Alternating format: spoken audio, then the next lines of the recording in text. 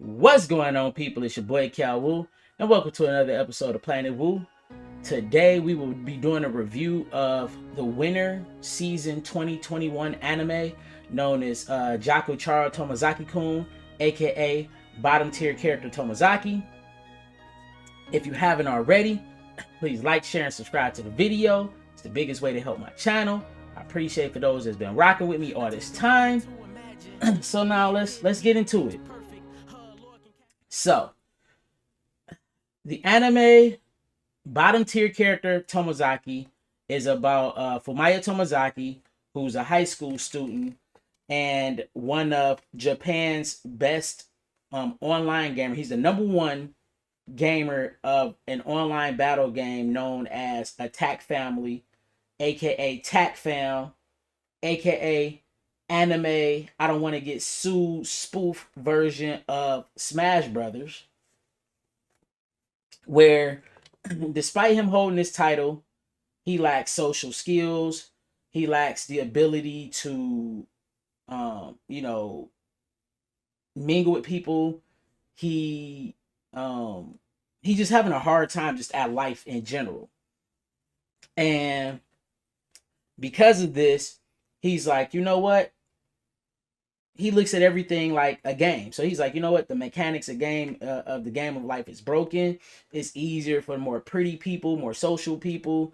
It's on easy mode for them. For me, it's on nightmare mode. So fuck it. Why even try? I'm not even gonna try. I'm a bottom tier character in the game of life. So fuck it. I'm not even going to even try. He has a dark personality. He's very calculated. He's a loner. He tends to overthink a lot of things and not try to be, but he's very analytical about stuff that's going on in that moment. And he does a lot more reflecting in the anime than he does kind of like living in the moment. But as the anime goes on, we start to see him live in the moment. The next character that we run into is the character who makes him change his approach in the game of life.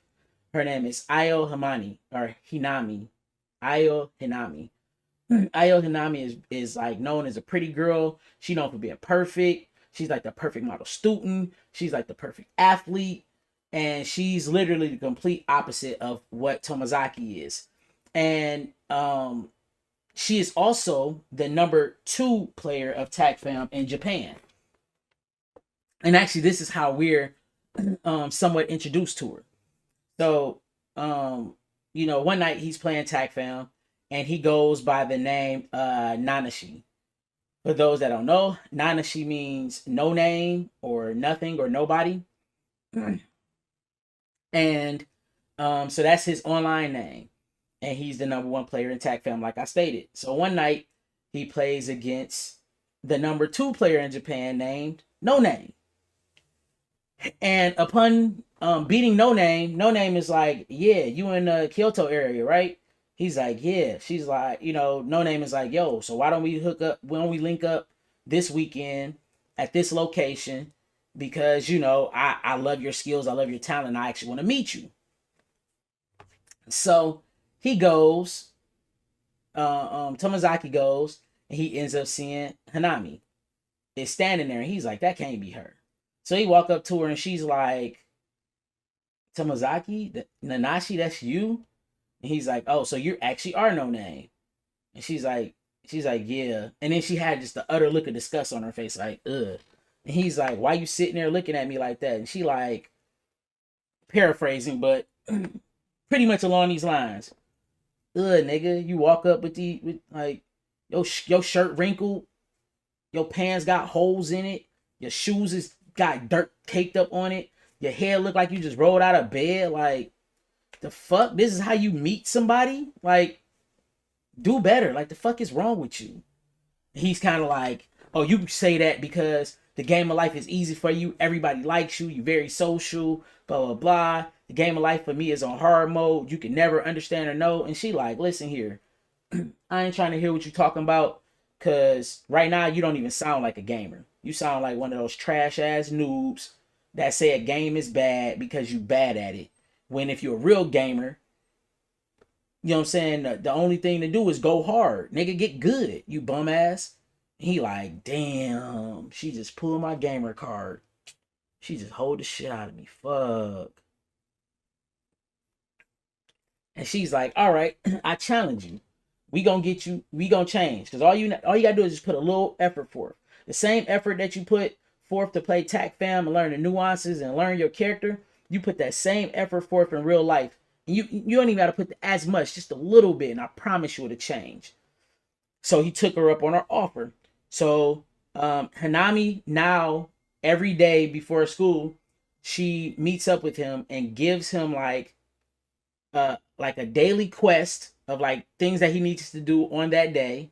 She gives him a weekly quest, so things he need to do by the end of the week, and then she gives him like a long-term goal, something that he needs to be aiming towards as they go along this whole, journey of changing his social status and just who he is as a person. Like, he can be a little better with a little bit elbow grease. And then we get introduced to other characters like Nanami, aka all her friends call her Mimimi, and she's super energetic. She's mischievous. She's very popular. She likes everybody. She gets along with everybody. She tries not to judge people because she have her moments of falling short. And just seeing how she interact and where she falls in the hierarchy of the friendships, just her competitiveness, even with Hanami, because Hanami is like her rival, and just seeing like how she kind of goes through the rivalry with her, that junk is really dope. Then you got Hanabi Natsubayashi, who is like very quiet, to herself, standoffish. She can tend to be blunt, very unsociable, but Mimi is like her best friend. Mimi loves her. Mimi pushes her love and energy and like companionship onto her. Like, even though she contests and kind of just be like, yeah, I wish you would leave me alone, she pushes on her and like just drags her along everywhere, and they kind of form like this weird friendship where like opposites attract. And another thing about Hanabi is her bluntness has been, because she's so blunt, people tend to think that she's a bully. And, at one point in time, she was actually subjected to bullying because people felt like, okay, you're a bully, and with your bluntness, you're bullying people, so now everybody's going to bully you, type deal. And just seeing like how Mimi pulled her out of that and is, trying to help her to be sociable, because she kind of tend to be agreeable sometimes too, which Mimi is trying to like get her out of that as well. Just the hierarchy is interesting. And then we got Kikuchi, which is a girl who is very reserved. She's a bookworm, and she spends a lot of time in a library, which is where Tomozaki met her, and strikes up a conversation with her, and he kind of lies to her about like a book he's interested in that she kind of splurged about, because he was like faking like he was reading the book that she was splurging about, but kind of was like just in the library to kind of just like get away and kind of think about like the day and plan like what his next actions were going to be. And like that sparked their conversation. And her character's really dope because she's an aspiring novelist. She likes to study people and their motivations and actions because of that, and like try and figure out like how people shape their days, how people life shapes their interactions and stuff like that, because she wants to be a novelist. And Hanami pretty much told Tomozaki like, yeah, in the long term, this the chick that's about to be your girl. So everything I'm about to teach you is going how to be, how to be social, how to do things. She's like, I'm not trying to get you to eradicate who you are as far as personality goes. I'm just trying to get you to trying to show you that you can be who you are and have these different elements of your personality that makes your personality shine bright and make people respect you, make you approachable, make you likable, actually get you friends who actually care about you. And if you follow these guidelines that I'm giving you, it'll help you in the long run.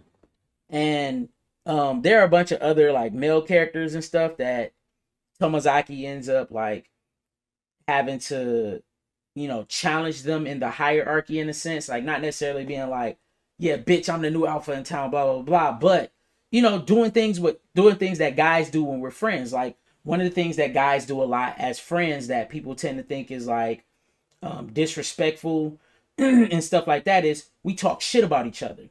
You know, my friends, for instance, I always get short jokes, I always get bald jokes, and I always get jokes about my arms. I'm 5'7" with a 6'1" wingspan. So I get a lot of orangutan arm jokes. I can box with God jokes. I get, you know what I'm saying, me and God high five each other jokes. I can hug my whole family at the same time. I get all type of jokes. But these are jokes that in our hierarchy of friendship, we do that to kind of rag on each other. And it's not a disrespect. It's just a way that we bond. It's a way that we bond.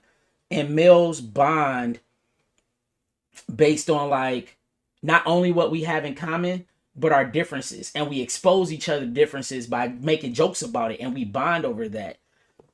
And so she's like, you got to bond like that with all the other guys. And watching him like the leader of the guy, he kind of like zing him a couple times and kind of hoe him a little bit. Like here and there. I was like, damn, that might be too much. He might hate me. Zing him a little bit. I hope that wasn't too much. And just watching him do this, and he's uncomfortable. He's not sure of like his timing and things of that nature. And watching him grow to become that.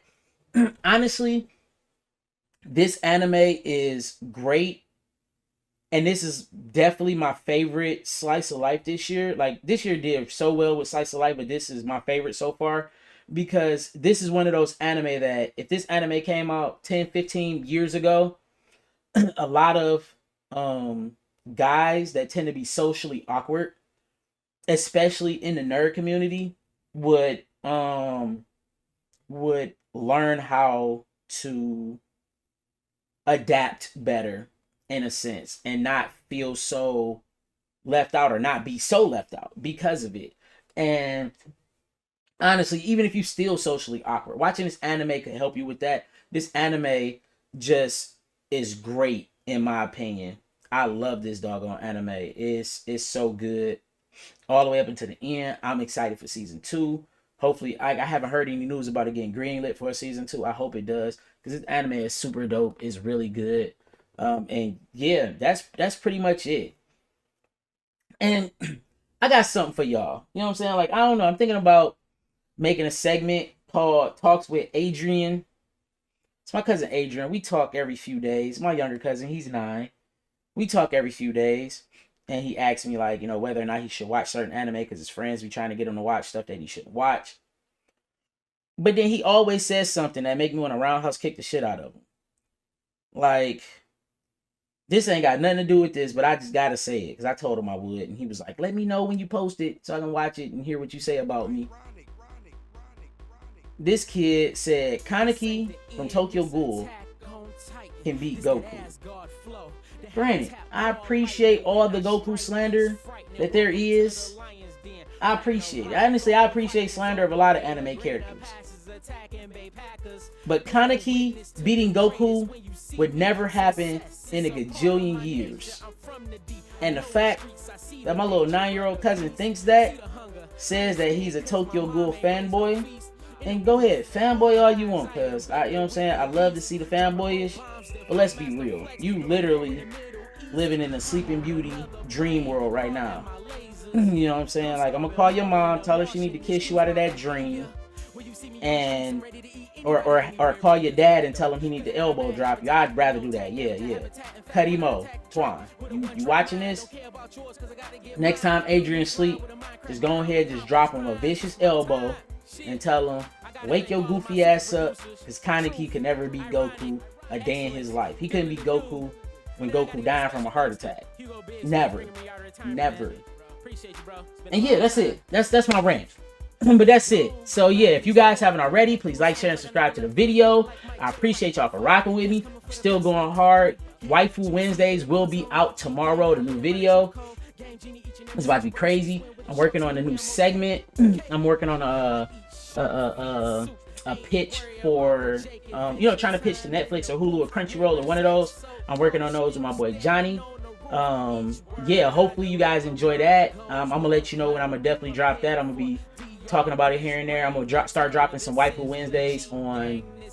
Also drop my videos on. I was about to say Instagram, but yeah, on Instagram, just so I can make more posts, and on freaking TikTok. Cause you know what I'm saying, I need the follows. Bring more people to me. Like, you know, let them know about me. And whatever y'all want to, you know what I'm saying, whatever content y'all want, animes you want me to review, you know, movies y'all want me to talk about, you know, Waifu Wednesday suggestions, just put it all in the comment section below. And if you have watched Bottom-Tier Character Tomozaki, let me know what you think about it down in the, you know, comment section below. And I appreciate y'all. This is calwu from planetwu. Appreciate y'all for rocking with me. Peace. Then I gotta give a special shout out to DRS, cause that's the clan. Hugo Biggs, KG Rock Louder, Rich Hayes, Mick Fly, Mike Jack, y'all know what it is. And I gotta give a special shout out to